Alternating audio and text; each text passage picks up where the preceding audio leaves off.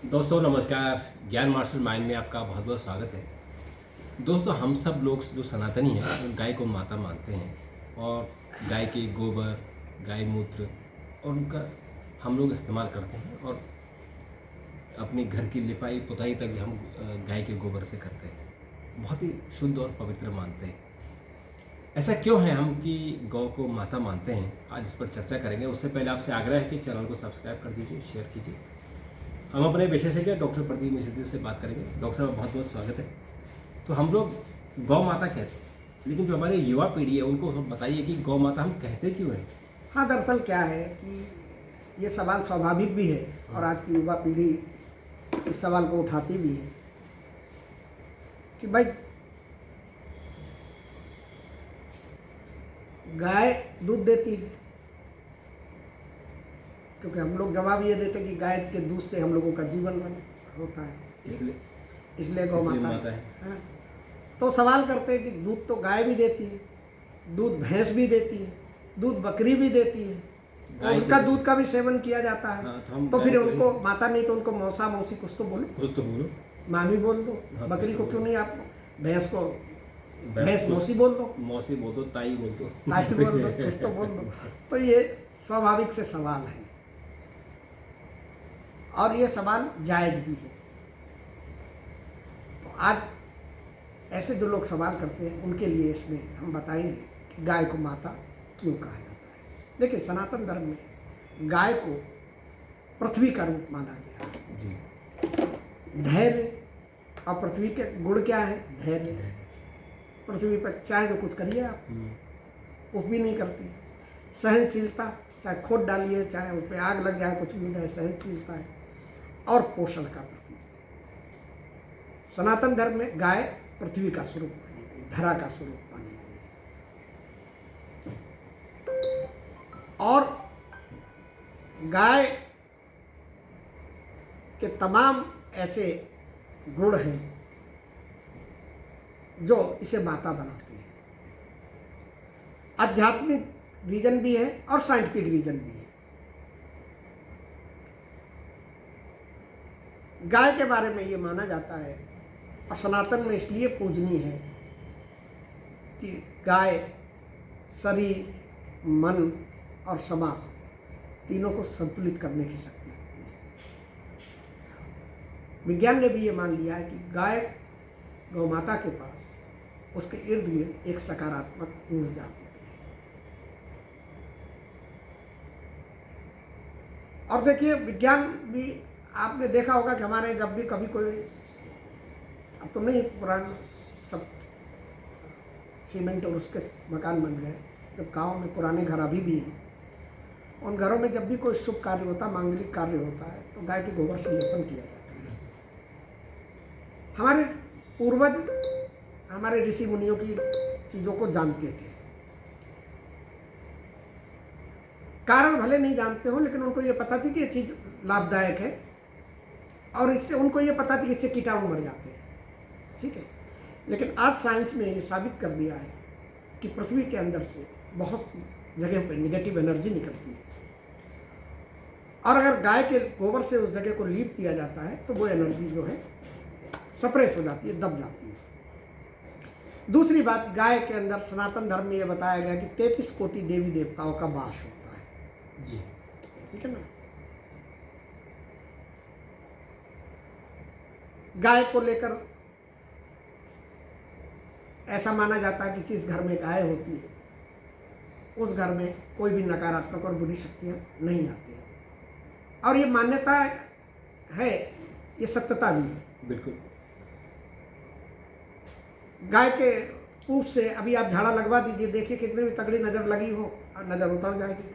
Science fail है, वहाँ पे जाइए, देखिए, करवा के देखिए तो पता चल जाएगा आपको। गाय के गर्दन के नीचे अगर आप हाथ करते हैं तो आपका बीपी जो है ऑटोमेटिक हो जाएगा। तो कोई तो चीज़ है ऐसी गाय के अंदर। भैंस के अंदर और बकरी के अंदर ये सब करने से नहीं होगा, आप करके देख लीजिए।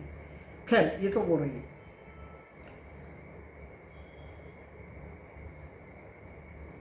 अब और गाय के अंदर जो है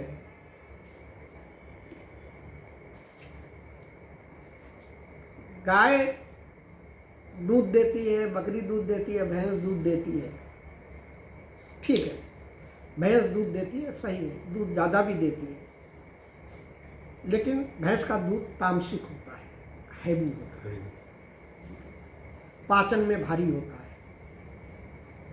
नवजात बच्चे को वो दूध दे दिया जा सकता नहीं दे सकते, है। नवजात बच्चे को या तो माँ का दूध या गाय गाय का दूध दिया जाता है, ठीक है। बकरी का दूध जो है औषधीय होता है, लेकिन जो पंचगव्य जैसी व्यापक उपयोगिता है वो उसके अंदर नहीं होती है। गाय का दूध जो है, उस दूध के अंदर ऐसे तत्व होते हैं जो किसी भी जानवर के दूध के अंदर नहीं होते, इसलिए गाय को गौ माता कहा जाता है। माता वो नहीं है जो सिर्फ जन्म दे, माता वो भी होती है, जैसे आपने देखा पालन पोषण करती है, ढाई माँ बोलते हैं, ढाई माँ बोलते हैं कि नहीं बोलते, जो पालन पोषण करती है। तो माता वो नहीं जो सिर्फ जन्म दे, माता वो भी है कि जो आपका पालन पोषण करे, जो आपको रोग दोषों से बचाए, जो आपके जीवन को संतुलित रखने का काम करे, जो आपके आने वाले भविष्य का निर्माण करे, वो भी माता होती है। और गाय ये सब करती है, इसलिए उसे गौ माता कहा जाता है। अब देखिए, मैं आपको इसके 2-3 डायमेंशन में बताऊंगा, इसका आध्यात्मिक कारण क्या है। सनातन धर्म में गाय को सर्वदेवमयी कहा जाता है, और वो इसलिए कहा जाता है कि ऐसा माना जाता है कि उसके अंदर 33, हमारे यहाँ 33 कोटि देवता है, 33 कोटि देवता सब गाय के अंदर निवास करते, तो इसका मतलब सर्वदेवमयी, सारे देवता एक जगह रहते हैं, ठीक है। ऋग्वेद में गाय को अज्ञान्या कहा गया है, ठीक है, इसका मतलब जिसका वध न किया जाए, जिसे मारना पाप बताया गया है। अथर्ववेद में गाय के बारे में कहा गया कि धन और समृद्धि का स्रोत है। महाभारत में वेद व्यास जी ने कहा कि गाय जो है वो धर्म का आधार है, और यही माता का अर्थ होता है, ठीक है ना, जो पालन पोषण करे, जो रक्षा करे और जीवन को संतुलित रखे। अब मैं आपको वैज्ञानिक कारण बताता हूँ क्योंकि गाय को क्यों गौ माता कहा जाता है, और गाय का दूध जो है और जानवरों के दूध से कैसे अलग है। आपने देखा होगा A2 मिल्क, ठीक है जी। अब ये A2 मिल्क कहते हैं कि A2 मिल्क जो सबसे महंगा होता है, A2 मिल्क में होता है, बिल्कुल, हाँ, डिब्बे में भी लिखा आता है A2 मिल्क, वो गाय का ही होता है, देसी गाय जो होती है उसी का दूध होता है, और किसी का ना भैंस का होता है, ना बकरी का होता है, ना ऊँट का होता है, किसी जानवर का, गाय का दूध नहीं होता है, शुद्ध देशी जो गाय होती है। और ये A2 जो है वो एक विशेष प्रकार की प्रोटीन होती है जिसे बीटा कैसीन प्रोटीन कहते हैं, और जिसका काम जो होता है कि वो आपके शरीर में पाचन को नियंत्रित करती है, आपके इम्यून सिस्टम को मजबूत करती है, और आपको तरोताज़ा रखने में बहुत महत्वपूर्ण होती है।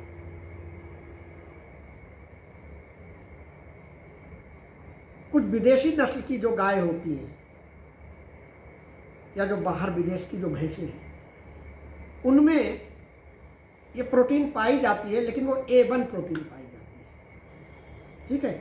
अब A1 प्रोटीन जो है वो A2 प्रोटीन से कैसे अंतर होती है कि A1 प्रोटीन के साइड इफेक्ट होते हैं, कभी कभी डाइजेशन में प्रॉब्लम कर देती है, कभी कभी इन्फ्लेमेशन हो जाता है शरीर के अंदर।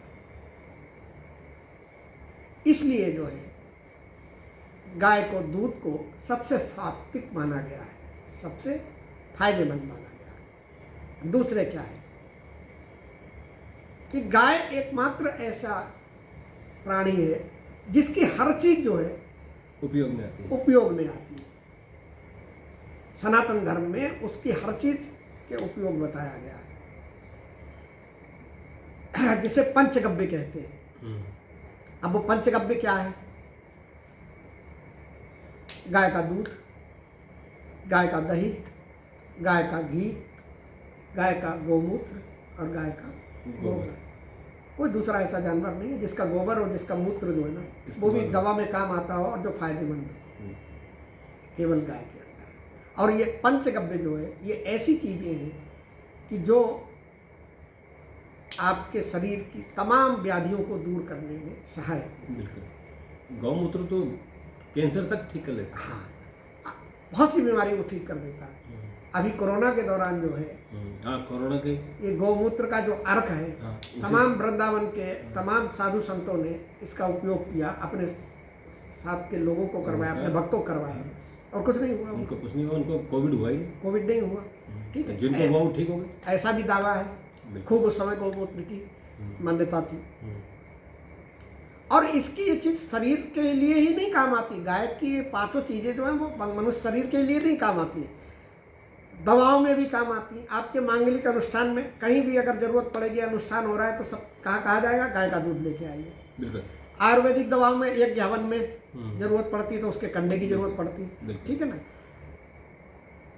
जो साइंस ने अभी जो खोज की है, लेटेस्ट खोज की है, उसमें ये कहा गया है कि जो काऊ का डंग होता है, जो गोबर होता है, उसके अंदर एंटी माइक्रोबाइल गुण होते हैं, ठीक है, जो माइक्रो बैक्टीरिया को खत्म करने का काम करते हैं। इसके अलावा गाय का जो गोबर है वो मिट्टी को उपजाऊ बनाता है। केमिकल फ्री फार्मिंग है जिसे ऑर्गेनिक फार्मिंग कहते हैं, उसमें वो काम आता है। तो वैज्ञानिक दृष्टि से गाय का दूध जो है अन्य पशुओं, भैंस, गाय के महत्व से अलग होता है। और इसका सबसे बड़ा जो अंतर है वो प्रोटीन संरचना में होता है। तो ये कुछ ऐसी चीज़ें हैं जो गाय को पूजनीय बनाती है। बिल्कुल, और इसीलिए पूजनीय बनाते हैं कि अभी आपने जो ऋषि मुनियों की हमने बात की है, किसी भी ऋषि मुनि की कुटिया में या उनके आश्रम में भैंस नाम की चीज़ नहीं होती थी। ये भैंस तो विदेशों से आई है। हाँ, हमारे यहाँ तो केवल गाय होती थी, इसलिए हम लोग गौ माता कहते हैं। और गौ माता का दूध जो अमृत होता है, मूत्र जिससे बड़ी बड़ी बीमारियाँ, उस वक्त तो कोई इलाज नहीं था, आयुर्वेद में तो गौमूत्र ही चलता था। हाँ, आयुर्वेद में तमाम दवाएं चलती हैं। और हमने ये देखा कि जब हमारे गांव में किसी महिला का जो प्रसव होता था तो प्रसव में एंटीबायोटिक गौमूत्र ही पिलाते थे। आजकल तो एंटीबायोटिक है, लेकिन उस वक्त तो एंटीबायोटिक नहीं होती थी, घर में बच्चे होते थे तो गौमूत्र पिलाते थे और वो उनको कभी भी कोई सेप्टिक नहीं होता था। तो डॉक्टर साहब ने बहुत अच्छी तरीके से आपने बताया हमारी गौ माता की। देखो एक चीज़ और भी है इसकी, मैं बताऊँ, इसका दूध के अंदर क्या, एक तो इसके अंदर फैट बहुत कम होता है। हाँ, एक मात्र ऐसा दूध है, एक ऐसा दूध है जो आप नवजात बच्चे को भी पिला सकते हैं और 90 साल के बुजुर्ग को भी पिला सकते हैं। मतलब सबको डाइजेस्ट हो जाएगा। माँ के दूध का जैसा है ना, जैसे माँ का दूध है, बच्चे को भगवान ने उसको ऐसे बनाया कितना उसके पानी की मात्रा ज़्यादा होती है, जबकि भैंस के दूध में पानी की मात्रा कम होती है। तो इसलिए भगवान ने भी एक संतुलन बनाया कि उसमें कितना दूध होना चाहिए, कितना पानी होना चाहिए। तो कुदरत ने उसमें पानी मिला दिया। तो डॉक्टर साहब ने बात की, आपका बहुत बहुत शुक्रिया। मित्रों, आपका भी बहुत बहुत शुक्रिया। आप अपने कमेंट लिखिए और क्यों आप गाय माता को माता मानते हैं या नहीं मानते हैं, इसके बारे में चर्चा कीजिए। हम आपके जवाब देने की कोशिश करेंगे। अभी के लिए इतना, फिर मुलाकात करेंगे। नमस्कार।